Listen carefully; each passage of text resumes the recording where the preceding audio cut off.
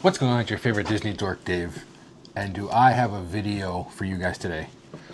Let's be honest, Walt Disney World is the most magical place on earth, but some of these rides and shows are desperately stuck in the past. From rides that are there from the beginning of parks, which yes, that might be a little bit of a hot take, to areas that aren't even being used. So today I'm putting on my Imagineering hat. I don't have one. I have an Imagineering shirt, not a hat. But I'm completely retheming one iconic ride and one major show in all 4 theme parks. We're throwing out the outdated, bringing back some absolute fan favorite nostalgia, and completely fixing the park's biggest mistakes. I might get called out for some of these. I had to change some of these up, but I think you guys are gonna like most of them. So let's start at Magic Kingdom. So we're kicking things off in Tomorrowland at Magic Kingdom, and our first target is an absolute classic, which I like the ride.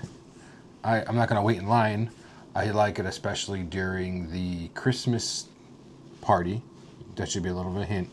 But it honestly smells like a lawnmower convention. The Tomorrowland Speedway has a massive footprint right in the middle of the park.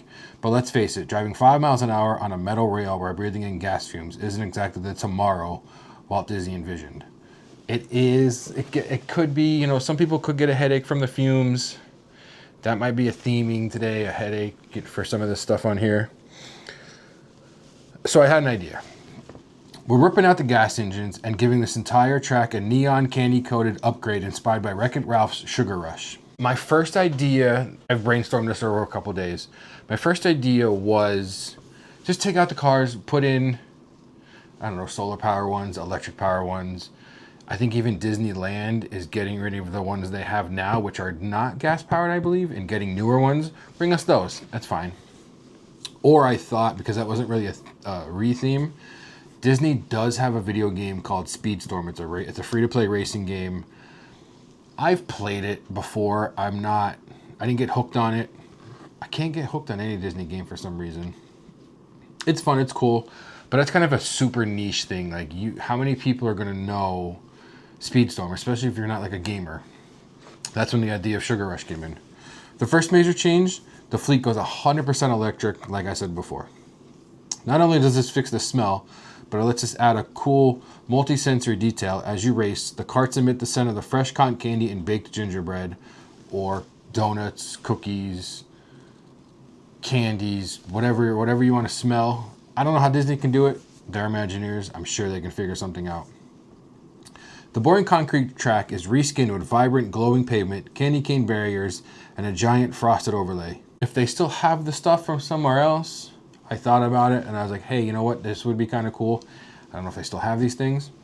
In the queue, you can use a touch screen to build your own cart, just like Vanellope. And when you step into the driver's seat, your custom design links right into your dashboard screen. Just like in the old test track. You did that same exact thing. I don't know if they'd want to bring that back again. You could just have the carts be whatever. But it turns a loud, dated pass-through ride into a high-energy, immersive race through the internet's sweetest video game. I just think that would be something really cool. It's not futuristic, but the Speedway is not futuristic. If we want to go to futuristic or stick with the space theming of Tomorrowland, my idea for a show, as soon as I thought of it, I was like, oh my God, this would be amazing. Because we're not leaving Tomorrowland just yet. Right across the pavement sits the Monsters, Inc. laugh floor. I love Mike Wazowski. I love the show. I always try to be that guy. I never get that guy. My dad was that guy. I believe my brother was that guy. I've never been that guy, and that's my goal in this show. I've been Sully. I was just Randall my last vacation. I think I did the stuff like all of that, but I've never been that guy. That's not why I want to get rid of this, but Monsters, Inc. it's going to dominate Hollywood studios in the next year or two. The whole Monsters, Inc. land, Monstropolis, I knew there was a name for it. That's going to take over. Tomorrowland needs an IP that's exactly belongs in outer space, and luckily, Disney has a beloved alien franchise that's been missing a permanent home for a couple years. Welcome to Stitch's Ohana Talent Jam. When I thought of this idea, I was like, oh my God, this would be amazing. We're keeping the incredibly cool live digital puppetry technology of original theater, but completely flipping the script. Instead of monsters collecting laughs to power a city, Jumbo and Pleakley are hosting a live talent show to prove to the Galactic Federation Stitch's genetic cousins are totally rehabilitated. Stitch is number 626. Obviously, I knew the number was on here somewhere. He's got 625 other cousins. Technically, I believe Leroy is 627. I think there was a 628 in the show too. Not a lot of people know about the show, and I figured with the live action movie that came out just about a year ago, they're making a sequel for it. This would be something really cool to showcase some of the other cousins. The show features a rotating lineup of cousins to keep it completely repeatable. You might get Experiment 221 Sparky, who handles the stage lighting but keeps accidentally short-circuiting the audience's seats. Or Experiment 010 Felix, a total neat freak who tries to clean the theater using sudden 4D water and air blasts. Of course, just like the original show, the characters interact live with the audience, roasting the people in the front row. The whole thing builds to a chaotic climax when Stitch himself crashes the stage with a laser guitar rock concert, getting the entire theater on their feet. It's funny, it's high energy, and it finally gives Experiment 626 the Tomorrowland spotlight he deserves ever since they got rid of Stitch's Great Escape, which I wasn't that big of a fan of. The chimichanga smell was not fun at all. Stitching something, I don't know why, I thought this would be cool. So that's 2 massive upgrades for Magic Kingdom, where we're just getting started. I think we're gonna hop on the monorail, go over to the TTC, hop on another monorail, head over to Epcot. So we've made Epcot a park built on hope, technology, and sometimes extreme motion sickness. Yeah, that's right, we're gonna take care of Mission Space. I do like Mission Space, especially the re-theme, how orange and green are different now, and green takes you just above the atmosphere a little bit, but orange is still like the extreme one. I don't get sick on this ride. I mean, I haven't done it in a couple years, but just the video in it alone, and especially with the green re-theme of coming just out of the atmosphere, I had an amazing idea for it. While the concept of training to be an astronaut is cool, the execution relies on a brutal centrifuge that leaves half the guests needing to take a trip to first aid. It's dark, it's intense, and it's missing that classic Disney heart. I did get sick on this once. I didn't eat beforehand, and I had a little bit of a headache, and it killed me afterwards. I remember this was a long time ago because my brother was with us, and he doesn't go to Disney anymore, but I remember laying next to him on like one of the benches with just paper towels on my head because I got an extreme headache. So we're grounding the aggressive NASA simulator and sending guests aboard the most famous cruise liner in the galaxy. Welcome to the Axiom Training Simulator, inspired by WALL-E. I love the movie WALL-E. It was just on Freeform the other night, and I was so excited. I missed the first 5 or 10 minutes, but I was so excited to watch that movie. First things first, we're completely rewriting the simulator's motion profiles to tone down the nausea-inducing spinning, focusing instead on smooth, sweeping cinematic movements. The lower intensity green mission becomes a stunning scenic flight guided by Wally and Eve as they show you the beauty of the stars. But if you want a little more kick, the intense orange mission simulates the high-speed chaotic movement the Axiom hyperjumps back to Earth to restore the planet. By injecting Pixar's most lovable robots into the ride, we turn a high-stress attraction into an absolute crowd pleaser. I think just being on the green one, watching Wally and Eve, how they did, especially with the fire extinguisher, that would be such an amazing part in this ride. Next up, we're going to one of my favorite areas in Epcot, the Land Pavilion. Downstairs, Soarin' is pulling massive crowds, but upstairs, the Awesome Planet Theater is criminally underutilized. To fix this pavilion's flow, we're executing a brilliant 2-part programming strategy. I only thought of this because of the new video that's in Epcot right now. So it's gonna be something for like a limited time event while maybe they work on the permanent idea that I have, and then we can throw that in. Celebrate America's 250th birthday and capitalize on the massive hype of the brand new Soarin' Across America update, which I don't know if I'm gonna be able to see or not. The theater will introduce a limited time overlay called The Magic of Flight. This is a high-tech, multi-sensory making of experience. We can even have Patrick Warburton come back. He'll take you behind the scenes on how Disney uses fighter jet cameras and heavy helicopter rigs to capture those sweeping 4K angles, triggering the theater's actual 4D win, and sound effects during the footage tests. It's the ultimate pre-show execution. I just thought, especially because they have videos that they can do for the other Soaring movies that they did, they can put them all in there. It's just a little show you can watch. It's something cool for the pre-show, for like a pre-show, and then you can go down to Soaring. Not a lot of people like behind the scenes stuff. I love behind the scenes stuff. So something like that, I was like, oh man, that's awesome. But once America's birthday is done and over with, the theater undergoes its permanent family-friendly transformation. Bugs Life, it's a green planet. Now that the bugs have officially left Animal Kingdom, we're giving them a perfect home right here in the land. Flick and Heimlich host a hilarious, beautifully shot documentary about the environment from a bug's eyes perspective. You get the 4D theater effects, but with a lighthearted twist, like a gentle mist when a raindrop hits a leaf, or the smell of fresh cut grass. He keeps the pavilion's ecological message alive while giving families a reason to pack this theater every single day. I just thought that'd be something cool. They just got rid of it. It's up to be a bug. Hot take, a lot of people missed that. A lot of people don't like the Zootopia show. So let's do a little bit of a difference, and let's just add a different show back over here. It'll bring Bug's Life back. A Bug's Life is such an underrated Pixar movie. Everybody forgets about it. I was just watching something the other day about the Pixar theory, which I do want to do on here. But I don't think they add I don't think the one, at least the one that I watched, they weren't talking about A Bug's Life in it. Which they need to. It needs to be every Pixar movie, which I still need to watch some.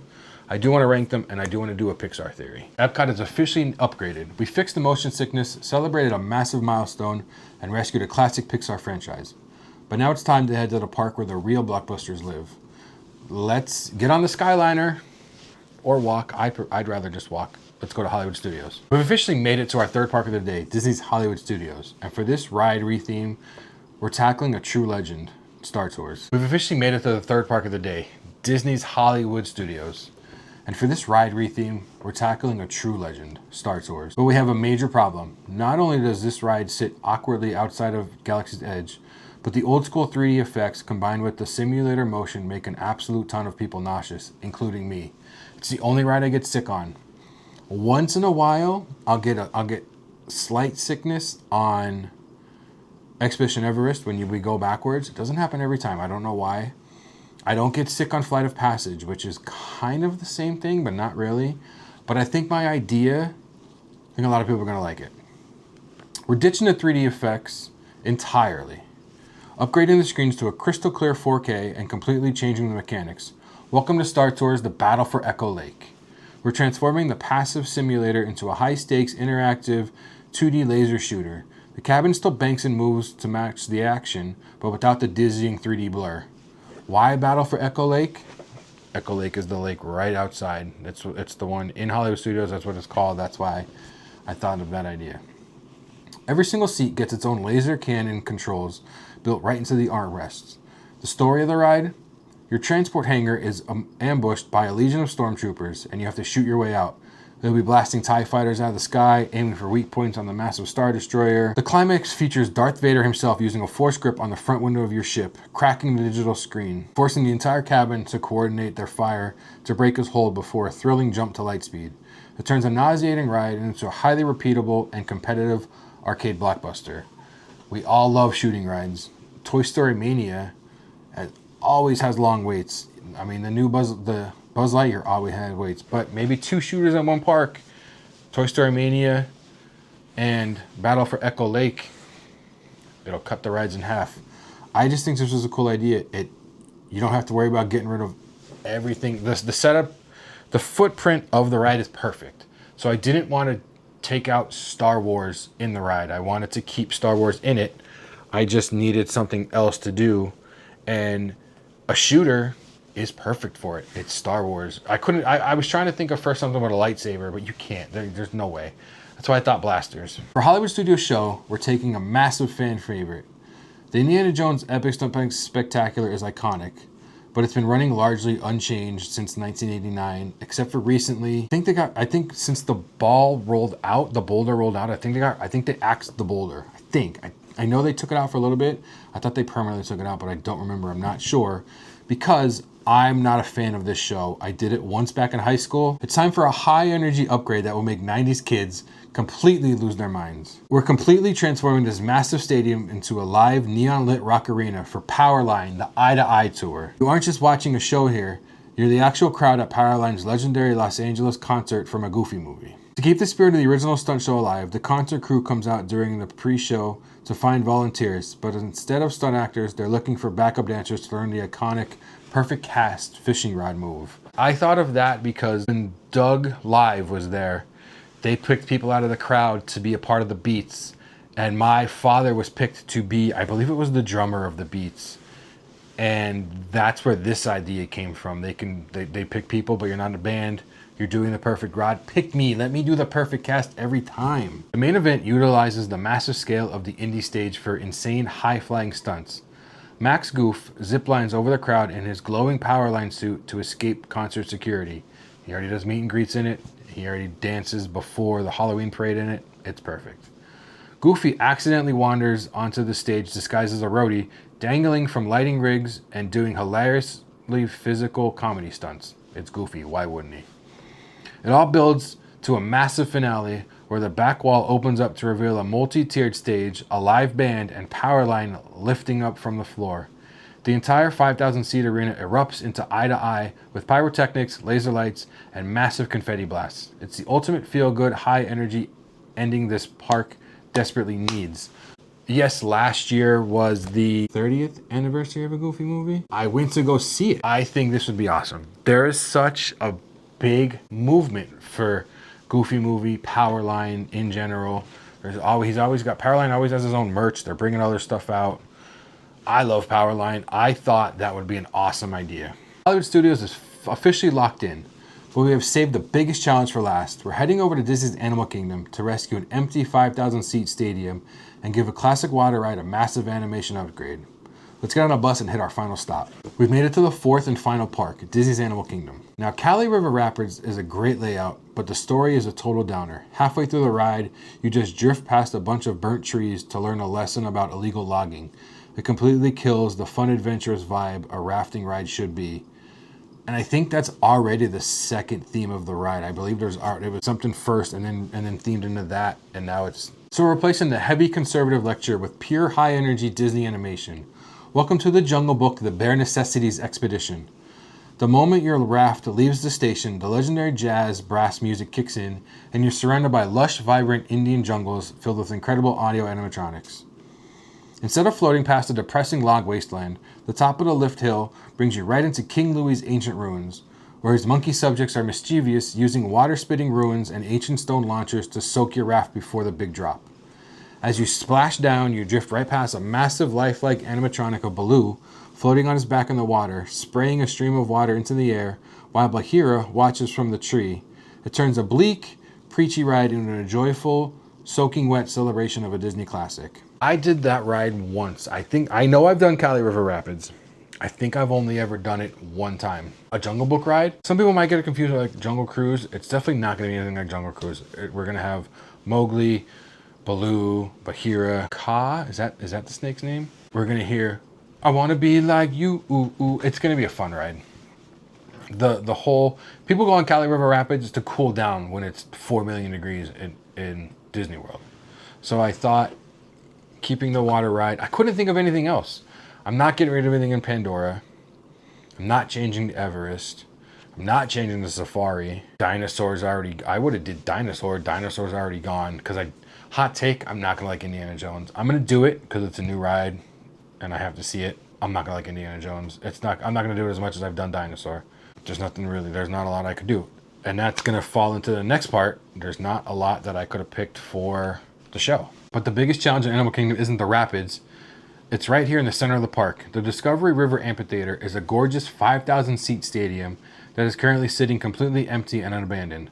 Leaving this much capacity unused is a crime. So we're bringing back a massive fan favorite franchise to give this lagoon the high-octane energy it desperately needs. I miss Kite Tales. Kite Tales was cool. It was fun. What did they have? They had Lion King. Did they have Lion King and Jungle Book?